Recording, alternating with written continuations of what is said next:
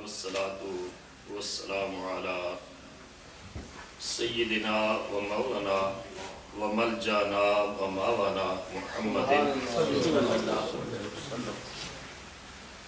النبي الأمي العربي القرشي الهاشمي الأبطحي المكي المدني التهامي الشاهد المشهود الولي المقرب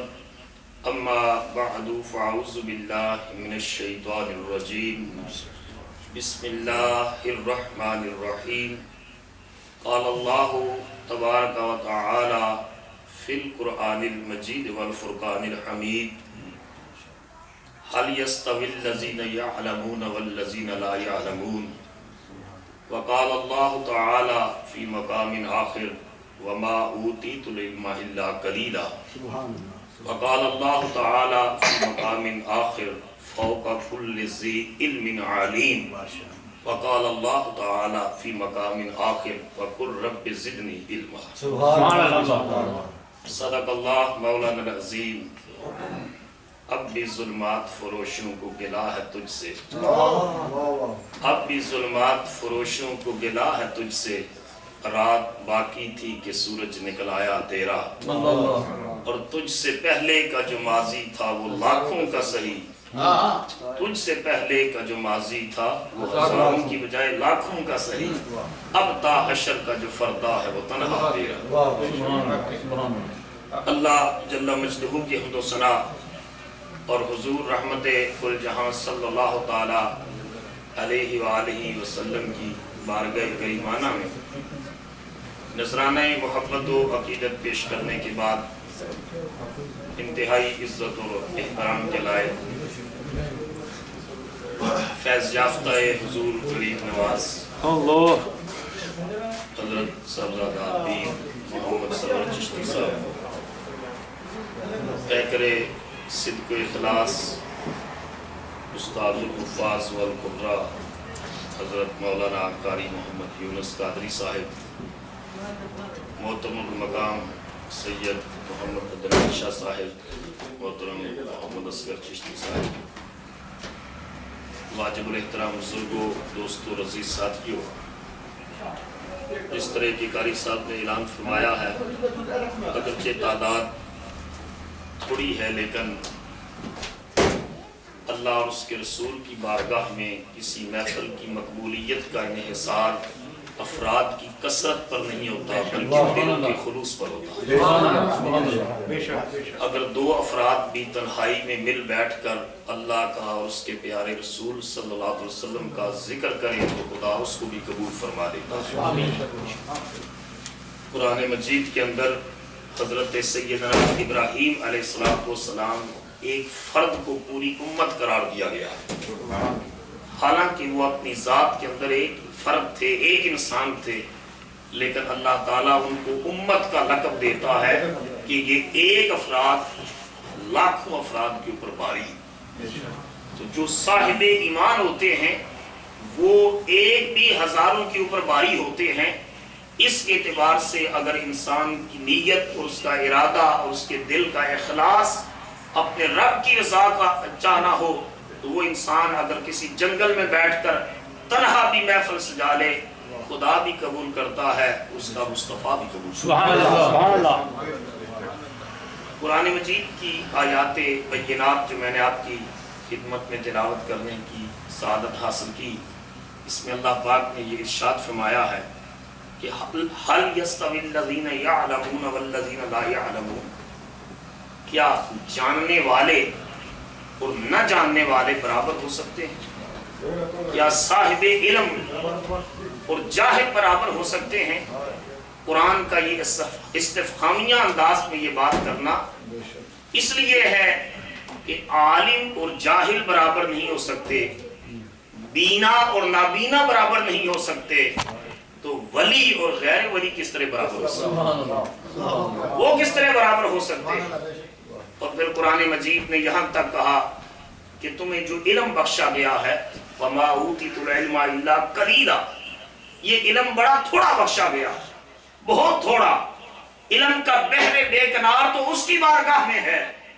اور اس نے اپنے رسول کو یہ حکم دیا ہے وَعَلَّمَكَ مَا لَمْ تَكُنْ تَعْلَمْ، محبوب جو کچھ تو نہیں جانتا تھا میں رب نے تیرے سینے کے اندر اڑے دیا۔ سبحان اللہ، سبحان اللہ۔ اسی وجہ سے شیخ امام شرف الدین بصیری، جن کا قصیدہ محترم شاہ صاحب زاہد صاحب پڑھ رہے تھے، اسی وجہ سے انہوں نے کہا تھا فَإِنَّ مِن جُودِكَ الدُّنْيَا وَدَرَّتَهَا وَمِنْ عُلُومِكَ عِلْمَ اللَّوْحِ وَالْقَلَمِ، کہ اگر لو کا علم ہے تو وہ بھی مصطفیٰ سے ہے، خدا کی تقدیر کا قلم ہے تو وہ بھی بارگاہ مصطفیٰ سے ہے۔ سبحان اللہ۔ تیسری طرف قرآن مجید یہ کہتا ہے کہ فوق کل ذی علم علیم، ہر علم والے کے اوپر ایک علم والا رکھا ہے، ہر علم والے کے اوپر ایک علم والا رکھا ہے۔ یاد رکھ لیں رسول اللہ صلی اللہ علیہ وسلم کو اللہ تعالیٰ نے کسی چیز کو کے اندر زیادتی مانگنے کا حکم نہیں دیا، کسی چیز کا یہ نہیں کہا کہ محبوب یہ میری بارگاہ میں اس چیز کی کثرت مانگو، زیادتی مانگو، کثرت مانگو، کیونکہ اس نے خود اعلان کر دیا تھا اِنَّا أَعْطَيْنَاكَ الْكَوْثَرَ، سبحان اللہ۔ میں نے ہر چیز میں آپ کو وسعت اور کثرت عطا فرما دی ہے، لیکن ایک چیز کے بارے میں حکم دیا کہ میرے محبوب جب بھی تیرے دعا کے لیے میری بارگاہ میں ہاتھ اٹھے اس چیز کی کثرت میری بارگاہ میں طلب کر۔ یادہ کس چیز کی؟ فرمایا ہمیشہ یہ دعا کیا کرو رب زدنی علما، اے میرے رب میرے علم کے اندر اور اضافہ فرما۔ ایک طرف کائنات کے علوم اپنے رسول کو عطا کیے اور ساتھ یہ کہا کہ اس کے باوجود بھی تیری زبان میری بارگاہ سے علم کی خیرات مانگتی ہے۔ اس اعتبار سے جب رسول اللہ صلی اللہ علیہ وسلم کو یہ حکم ہے کہ میری بارگاہ سے یہ دعا مانگی جائے تو رب زدنی علما، اے اللہ میرے علم کے اندر اضافہ فرما، تو اور دنیا کا کون انسان ہے جو اپنے علم کی کاملیت کا دعویٰ کر سکے؟ ویسے تو اس گفتگو کے کئی آپشن ہیں، کئی ڈائمنشنز ہیں، دنیا کا علم بھی ہمیں حاصل کرنے کا درس دیا گیا ہے، اور میں تو کبھی اپنے ایک افسوس اور آہ کے ساتھ کہتا ہوں کہ جس قوم اور جس امت کو سب سے زیادہ جس کا دین، جس کا قرآن، جس کے رسول کی سنت، جس امت اور قوم کو سب سے زیادہ حصول علم پر زور دیتی ہے، آج بدقسمتی سے وہی امت اور قوم جہالت کے اندھیروں میں بھٹک رہی ہے، جہالت کے اندھیروں میں بھٹک رہی ہے، اور علم مشرق اور بغداد اور کرتبہ اور اندلس کی جامعات سے روٹ کر ہارورڈ، کیمبرج اور آکسفورڈ کی طرف چلا گیا۔ علامہ اقبال جیسا شخص ان وادیوں سے گزرتا ہے تو چیخ اٹھتا ہے، چیختا ہے، علامہ کہتے ہیں نہ اٹھا پھر کوئی رومی عجم کے لالا زاروں سے، نہ اٹھا پھر کوئی رومی عجم کے لالا زاروں سے، وہی آپ کو گلے ایران وہی تبریز ہے ساقی۔ کہ آج یہ در و دیوار نظر آتے ہیں، یہ کتابیں نظر آتی ہیں، یہ مدرسے نظر آتے ہیں، لیکن آج ان کی کوکھ کے اندر سے کوئی وقت کا غزالی جنم نہیں لیتا، کوئی رومی جنم نہیں لیتا، کوئی ابن الحسن جنم نہیں لیتا۔ اس لیے سب سے زیادہ درس اس کے اوپر دیا گیا کہ علم کے حصول کے لیے اپنی ساری کوششیں اور کاوشیں صرف کر دو، اپنی اولادوں کو حصول علم پر لگا دو۔ سب سے زیادہ یہاں تک حکم دیا گیا کہ اگر کافر سے بھی علم حاصل کرنا پڑے تو کافر سے بھی علم حاصل کرو۔ حضور نے شہر مدینہ کے ان پڑھ بچوں کو کافر استاد کے سامنے، جو قیدی جنگ بدر کے تھے، فرمایا ان قیدیوں میں جو میرے مدینہ کے 10 ان پڑھ بچوں کو پڑھنا لکھنا سکھا دے، محمد اس کی مدت قید کو ختم کر دے۔ سبحان اللہ۔ یہ ایک پورا ایک ٹاپک ہے جس کے اوپر انشاءاللہ کبھی موقع ملا تو اس ظاہری علم،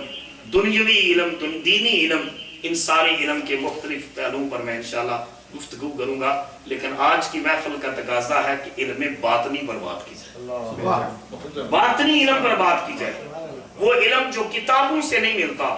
وہ علم جو مدرسوں سے نہیں ملتا، وہ علم جو کالجوں سے نہیں ملتا،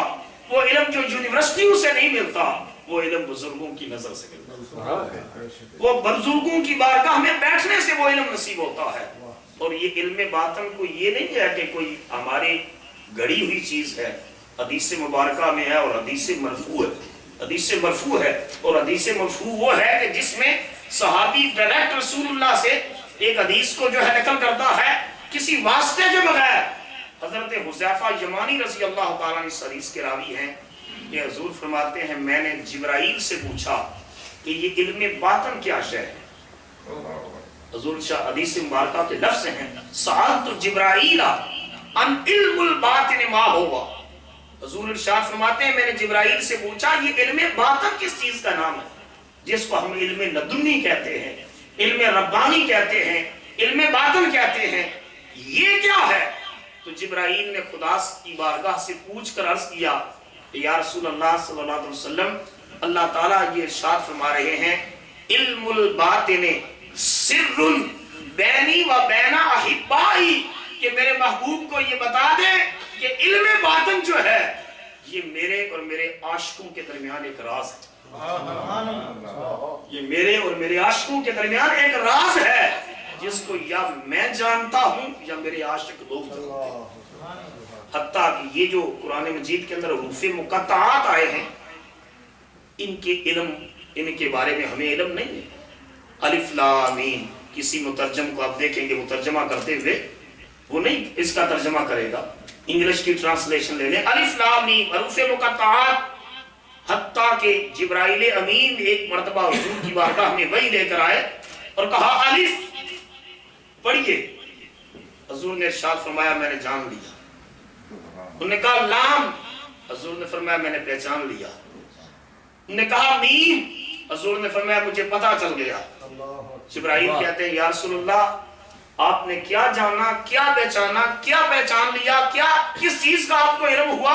میں تو نہیں جان سکا، جو لانے والا ہوں. فرمایا جبرائیل اس کو یا بھیجنے والا جانتا ہے یا وہ جانتا ہے. سبحان اللہ سبحان اللہ سبحان اللہ. تو یہ وہ کوڈ ورڈز اور یہ وہ راز کی باتیں ہیں. حتیٰ کہ لفظوں کی اپنی کاؤنٹنگ ہے، ہر لفظ کی اپنی ایک کاؤنٹنگ ہے. الف کے کتنے حرف ہیں، لام کے کتنے حرف ہیں، میم کے کتنے حرف ہیں. ایک مرتبہ رسول اللہ صلی اللہ علیہ وسلم کی بارگاہ میں یہودی آئے اور انہوں نے کہا کہ آپ کی طرف یہ اترا ہے الف لام میم، الف کے تو اتنے حرف بنتے ہیں، لام کے اتنے بنتے ہیں، میم کے اتنے بنتے ہیں. اس کا مطلب یہ ہے کہ اگر یہ تینوں لفظوں کی کیلکولیشن کی جائے تو آپ کا دین 73 سال تک رہے گا. 73 سال، کیونکہ اس کے کاؤنٹنگ کرنے کے بعد اس کا جب فگر بنتا ہے وہ 73 کا بنتا ہے. آپ کا دین 73 سال تک رہے گا، اس کے بعد ختم ہو جائے گا. حضور نے ارشاد فرمایا مجھ پر صرف الف لام میم ہی نازل نہیں ہوا، مجھ پر ہا میم بھی نازل ہوا. سبحان اللہ. انہوں نے پھر زہر لگائی. حضور نے فرمایا مجھ پر کاف ہا یا عین صاد بھی نازل ہوا ہے. انہوں نے پھر کاؤنٹنگ کی. حضور نے اس کے اگلے حروف مقطعات پڑھے. یہودی چیخ اٹھے یہ آپ بھی جانتے ہیں اور آپ کا خدا جانتا ہے. ہماری کاؤنٹنگ سے یہ سلسلہ بار ہے، یہ خدا جانتا ہے یا اس کا رسول جانتا ہے. تو یہ علم باطن یہ ملتا کہاں سے ہے؟ یہ جس ذات باری کے، جس ذات مقدس کی محفل آپ سجا کر بیٹھے ہیں حضور غوث پاک رضی اللہ تعالیٰ عنہ، جن کو صرف 11ویں والے پیر کی حد تک ہم جانتے ہیں، حالانکہ آپ اپنے وقت کے وہ عالم ربانی تھے. عالم ربانی آپ فرماتے ہیں درست العلم حتی صرت قطبا، میں نے علم پڑھا اور علم پڑھتے پڑھتے اللہ نے مجھے قطبیت کا مقام عطا فرمایا. علم کے حصول کے راستے میں میں نے جو مشکلات سہی، جو تزکیے کیے، جو باطن کی طہارت اور پاکیزگی کے سامان کیے، دوران علم ہی طالب علمی کے زمانے میں خدا نے عبدالقادر جیلانی کو قطبیت کا مقام عطا فرمایا. اور غوثیت کے کبریٰ کا جو منصب آپ کو ملا، جو بغداد کی جامعہ مسجد کے منبر پر بیٹھ کر اعلان فرمایا کہ قدمی حاضی علی رکبت کل ولی اللہ، کہ میرا یہ قدم کائنات کے سارے اولیاء اللہ کی گردنوں کے اوپر ہے. اس وقت ہمارے اہل چشت کے امام اور سردار خواجہ معین الدین چشتی اجمیری خراسان کے جنگلوں میں محو عبادت تھے. باطنی طور پر اس آواز کو سنا تو اپنے سر کو جھکا کر کہا بل علی راسی و عینی، اوروں کی گردنوں پر آپ کا قدم ہوگا، میرے سر پر بھی آپ کا قدم ہے، میری آنکھوں پر بھی آپ کا قدم. سبحان اللہ. اس وقت غوث پاک نے ارشاد فرمایا کہ غیاث الدین کے بیٹے معین الدین نے ہماری اطاعت میں اتنا سر جھکایا ہے کہ ہم ان قریب اس کو ہندوستان کی ولایت عطا فرمانے والا. تو یہ وہ علم باطن ہے جو نظر سے اور قلب سے ملتا ہے، جو کتابوں سے نہیں ملتا، جو لیکچروں سے نہیں ملتا، جو دین ہوتا ہے بزرگوں کی نظر سے پیدا دین ہوتا ہے. اور اسی کی وضاحت کرتے ہوئے علامہ اقبال نے بھی کہا تھا کہ خرد کے پاس خبر کے سوا کچھ اور نہیں. یہ علم، یہ ٹیکنالوجی، یہ سائنس، یہ کتابیں، یہ مدرسے، یہ انفارمیشن ڈیٹا، یہ سیٹلائٹ سسٹم، پوری دنیا کا علم یہ خرد ہے. علامہ کہتے ہیں خرد کے پاس خبر کے سوا کچھ اور نہیں، اور تیرا علاج نظر کے سوا کچھ اور نہیں. ہر ایک مقام سے آگے ہے مقام تیرا، حیات ذوق کے سفر کے سوا کچھ اور نہیں. حیات ذوق کے سفر کے سوا کچھ اور. اور جس شخص نے بغیر اس علم باطن کے اگر فقیری کی جو ہے وہ میدان میں قدم رکھا، تصوف کے بغیر فقہ کوئی نہیں ہے کہ اگر کوئی ظاہری علم نہ پڑھے اور صرف فقیری کی جو ہے وہ میدان میں چل پڑے، یا کوئی ظاہری علم پڑھے اور کہے کہ میں تصوف کے میدان میں نہیں جانا چاہتا. امام مالک رحمۃ اللہ علیہ کا فتویٰ یہ ہے کہ اگر کسی ایک راستے کا انتخاب کرے گا تو اس کی تباہی کے امکانات ہیں. آپ فرماتے ہیں من تفقہ ولم یتصوف فقط تفسق. جس شخص نے فقہ کا علم پڑھا اور تصوف کا علم نہ پڑھا، علم ظاہری تو پڑھا، قرآن پڑھا، حدیث پڑھی، فقہ پڑھی، اصول فقہ پڑھی، اصول حدیث پڑھی، علم حیات پڑھا، علم صرف پڑھا، علم نحو پڑھا، علم نجوم پڑھا، علم فلسفہ پڑھا، علم بلاغت پڑھا، دنیا کے ظاہری سارے علم پڑھے، لیکن کسی فقیر کے جوڑوں میں نہ بیٹھا، اس کے قدموں میں، اس کے جوڑے سیدھے نہ کیے، اس کے قدموں میں نہ بیٹھا، تو فرماتے ہیں امکان ہے فقط تفسق کا کہ وہ شخص فاسق ہو جائے گا.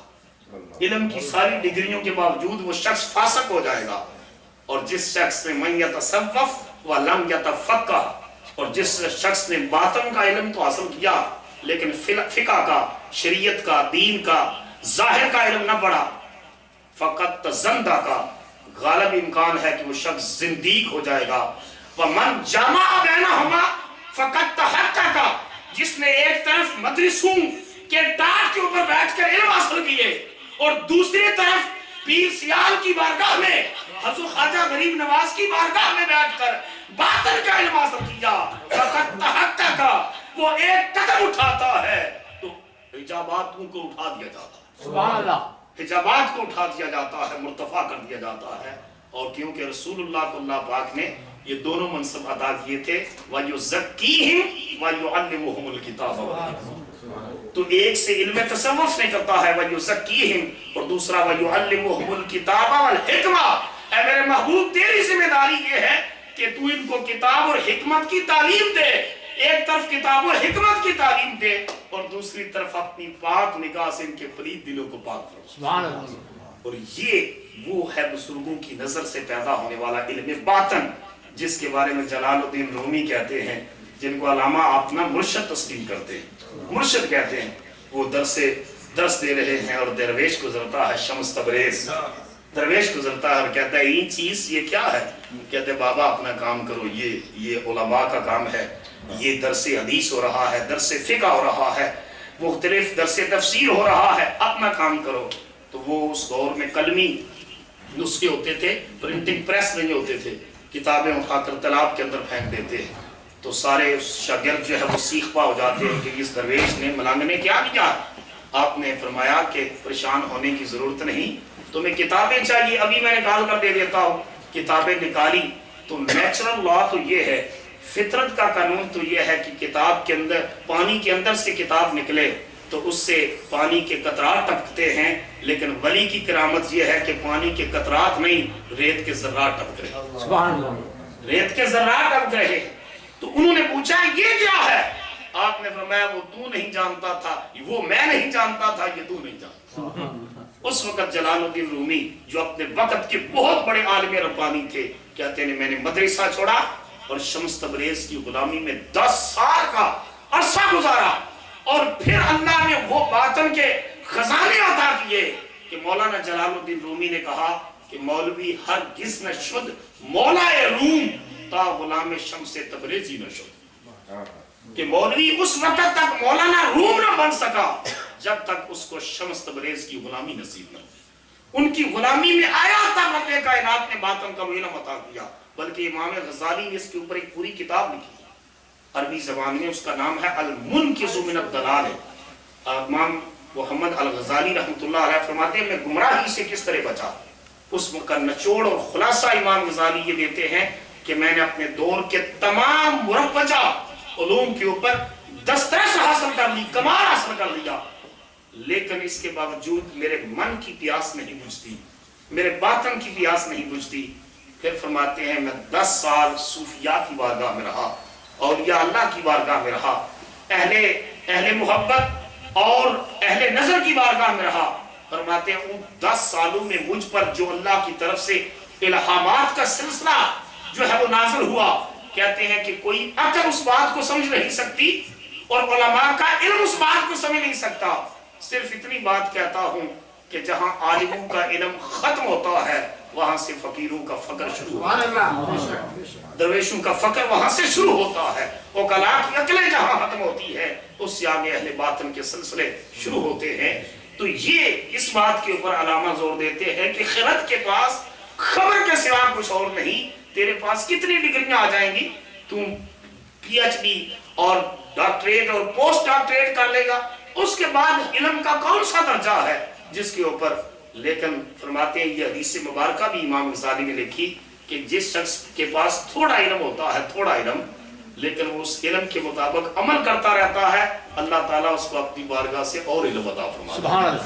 اور علم عطا فرما دیتا ہے۔ اگر تھوڑے یہ قاری صاحب جو ذکر کر رہے تھے طاہر القادری صاحب کا، میں نے خود ایک جملہ سنا، انہوں نے کہا کہ دنیا میرے بارے میں بڑے دعوے کرتی ہے، لیکن میں اپنے مرشد پیر علاء الدین طاہر علاء الدین البغدادی ان کی بارگاہ میں جب بھی بیٹھا اپنے آپ کو قطرہ پایا، ان کو سمندر پایا، ان کو سمندر پایا۔ اور ہمارے مرشد حضور ضیاء الامت پیر محمد کرم شاہ صاحب رحمۃ اللہ علیہ جو اپنے دور کے عظیم مفسر بھی ہے، سیرت نگار بھی ہے، جب اپنے شیخ حضور پیر سیال کی بارگاہ میں جاتے،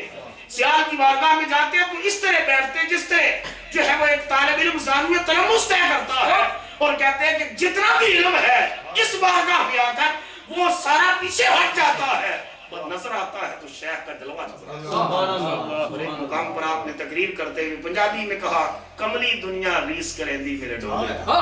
کملی دنیا ریس کریں دی میرے ڈولے۔ یہ ساری چیزیں صوفیاء کی بارگاہ سے اپنی اولادوں کو دنیا کا علم ضرور دلائیں۔ اس کے اوپر تو میں سٹریس کرتا ہوں کہ اس کو صرف ٹیکسی ڈرائیور، صرف کنسٹرکشن، صرف جو ہے وہ سٹوروں کے اوپر اپنی اولادوں کو نہ لگائیں کہ دنیا بہت آگے چلی گئی اور ہم جو ہے ابھی تک انہی جو ہے وہ مسئلوں کے اندر معاشی مسائل کا شکار ہو چکے ہیں۔ اپنی اولادوں کو علم پڑھائیں، علم پڑھائیں، کیونکہ پیر صاحب، ہمارے پیر صاحب رحمۃ اللہ علیہ سے ایک مرتبہ پوچھا حضور آپ کی کوئی کرامت؟ آپ فرماتے تھے یہ دور کرامتوں کا نہیں، علم کا دور ہے، علم کی قوت سے لوگوں کو متاثر کرو، دلیل کی قوت سے لوگوں کو متاثر کرو، اور اسلام کی سائنٹیفک، لاجیکل، انٹلیکچول اور ریشنل پریزنٹیشن کے ساتھ کفر کو ثابت کر دو کہ سارے مذاہب اور ادیان باطل ہیں، سچا ہے تو محمد کا دین سچا ہے، سچا ہے تو اسلام سچا ہے۔ ان الدین عند اللہ الاسلام، اللہ کے نزدیک جو پسندیدہ دین ہے وہ دین اسلام ہے، وہ دین اسلام ہے۔ یہ وقت نہیں ہے، کئی اور پہلو نکلتے ہیں اس کے اندر سے۔ ابھی ایک کانفرنس ہو رہی ہے 3rd ایونیو پہ 53 اسٹریٹ کے اوپر، وہاں یہاں کے ایک بہت بڑے اسکالر ہیں نور الدین درکی، وہ بھی آ رہے ہیں۔ میں نے خود اس کا عنوان تجویز کیا ہے اسلام ان دا ماڈرن ایج، کہ ماڈرن ایج میں ہم اسلام کی پریزنٹیشن نسل نو کے سامنے کس انداز سے کر سکتے ہیں، اس کی لاجیکل پریزنٹیشن ہو، سائنٹیفک پریزنٹیشن ہو، انٹلیکچول پریزنٹیشن ہو، ریشنل پریزنٹیشن ہو، تاکہ اسلام کے اوپر اٹھنے والے اعتراضات کا جو ہے ہم مؤثر طور پر جواب دے سکیں۔ یہ علم ظاہر کے اوپر تو بہت زیادہ، لیکن اس کے ساتھ ساتھ یہ ریکویسٹ ہے کہ اپنی اولادوں اور اپنی نسلوں کو فقیروں کی بارگاہ میں، صوفیاء کے قدموں میں یہ سلسلہ منقطع نہ ہو، وگرنہ علم کے اندر نفع بخشی ختم ہو جاتی ہے۔ میں آخری بات کر رہا ہوں، علم صرف علم کے طور پر مطلوب نہیں ہے، صرف علم کے طور پر مطلوب نہیں ہے۔ علم کی 2 قسمیں ہیں، بولیے کتنی؟ 2، بولو سارے 2۔ ایک علم تو اس مغرب کے پاس بھی ہے کہ یہ اپنی سائنس اور ٹیکنالوجی کی بدولت چاند تک جا پہنچا، لیکن کیا مغرب کا علم لوگوں کے لیے نفع بخش ثابت ہو رہا؟ یہ جو ایٹم بم بنے، یہ جو دنیا کے اندر تباہی پھیلانے والے ویپنز بنے، یہ ان کے پیچھے علم تو ہے، لیکن یہ علم دور ہے، دوسرا علم نافع ہے۔ رسول اللہ صلی اللہ علیہ وسلم صرف علم کی دعا نہیں مانگتے تھے، صرف علم کے نہیں، رسول اللہ صلی اللہ علیہ وسلم دعا مانگتے اللہم انی اسألک علما نافعا، اے اللہ میں تیری بارگاہ سے نفع بخش علم کا سوال کرتا ہوں، سبحان اللہ سبحان اللہ، نفع بخش علم کا سوال کرتا ہوں، اے اللہ میرا علم ایسا ہو جو لوگوں کی نفع بخشی کا باعث بنے۔ اور یاد رکھ لئے کسی کے پاس تھوڑا علم بھی ہو، اگر وہ نفع بخش ہو وہ اس کو بھی سوار دیتا ہے، اس کے خاندان کو بھی سوار دیتا ہے، سبحان اللہ، اس کے ماحول کو بھی سوار دیتا ہے۔ اور علم کی ڈگریوں کے ڈھیر لگے ہوئے ہوں لیکن وہ علم دوار ہو، علم جو ہے وہ نافع نہ ہو تو وہ شخص کی بھی تباہی کا باعث بنتا ہے، وہ انسانیت کی بھی تباہی کا باعث بنتا ہے۔ اس لیے ہمیں قرآن مجید نے ایک مقام پر کہا فَأَمَّا الزَّبَرْ کہ جو جاگ ہوتی ہے، جاگ یہ زمین پر بیٹھ جاتی ہے، وَأَمَّا مَا يَنْفَعُ النَّاسَ فَيَمْكُثُ فِي الْأَرْضِ اور جو چیز لوگوں کے لیے نفع بخش ہوتی ہے ہم اس کو کائنات میں دوام بخش دیتے ہیں، استمرار بخش دیتے ہیں، ہمیشگی بخش دیتے ہیں۔ اس لیے ہمیں یہ درس دیا گیا کہ ہم اللہ کی بارگاہ میں علم نافع کا سوال کیا کریں۔ اور میں بات ختم کر چکا ہوں، اس حدیث مبارکہ کے ساتھ جو ذہن میں آ گئی وہ ختم کر رہا ہوں کہ حضور صلی اللہ علیہ وسلم نے یہ ارشاد فرمایا کہ دانائی کیا ہے؟ فرمایا کلمۃ الحکمت دولت المومن، جو دانائی کا کلمہ ہے، جو حکمت کی بات ہے، جو ورڈ آف وزڈم ہے، جو اچھی بات ہے، یہ دولت المومن، یہ مومن کی گمشدہ میراث ہے، گمشدہ میراث ہے۔ وہ جہاں سے بھی دانائی کا کلمہ، علم کی بات، دانائی کی بات، سمجھ بوجھ کی بات جہاں سے بھی پائے وہ آگے بڑھے اور اس کو حاصل کر لے، اس لیے کہ دانائی اور حکمت کی ہر بات کیا ہے، یہ مومن کی میراث ہے، یہ مومن کی میراث ہے۔ اور مومن کی وہ میراث جس کو آپ کہتے ہیں یہ شخص بڑا سمجھدار ہے، کہتے ہیں نا یہ بڑا دانشور ہے، یہ بہت بڑا مفکر ہے، بڑا مدبر ہے، لیکن اگر آپ اس شخص کی شخصی زندگی کو دیکھیں تو اس کے اندر اتنا گپ اندھیرا مچا ہوتا ہے کہ جو دنیا کے سامنے بڑا دانشمند ہے، بڑا انٹلیکچوئل ہے، لیکن اس کی شخصی زندگی کے اندر ظلمتوں نے اپنے ڈیرے لگائے ہوئے ہیں۔ دانش کی ڈیفینیشن کیا ہے؟ اس بات کو اپنے دل کی تختی پر لکھ لیجئے۔ میرے آقا کریم نے ارشاد فرمایا راس الحکمت مخافت اللہ، کہ دانائی کی جو چوٹی ہے وہ خدا کا خوف، جو دانائی کی چوٹی ہے، دانشمندی کی جو آخری ایکسٹریم لیول ہے، ایکسٹریم لیول دانشمندی کا، وزڈم کا، دانائی کا، حکمت کا اور علم کا، وہ یہ ہے، وہ خوف خدا ہے۔ اگر وہ خوف خدا ایک بکریوں کے چرواہے کو نصیب ہو جائے تو وہی سب سے بڑا دانشور ہے۔ اگر وہ خوف خدا کسی بڑے سے بڑے دنیا کے سیاستدان، مفکر، عالم، فلاسفر کو نصیب نہ ہو وہ دانشمند نہیں ہے۔ اور اگر وہ نصیب ہو جائے اس شخص کو، کہ علامہ اقبال سے پوچھتا ہے جرمن کا وہ ایک دہریہ کہ اے اقبال تو اللہ کی وحدانیت پر ایمان رکھتا ہے، تیرے پاس دلیل کیا ہے؟ علامہ کہتے ہیں اگر میں چاہوں تو دلیلوں کے ڈھیر لگا دوں، لیکن اے جرمن دہریے سن، میں اس لیے اللہ کو ایک مانتا ہوں کہ اس سچے رسول نے کہا تھا رب ایک ہے، جس کے جانی دشمن بھی کہتے تھے محمد جھوٹ نہیں بولتے،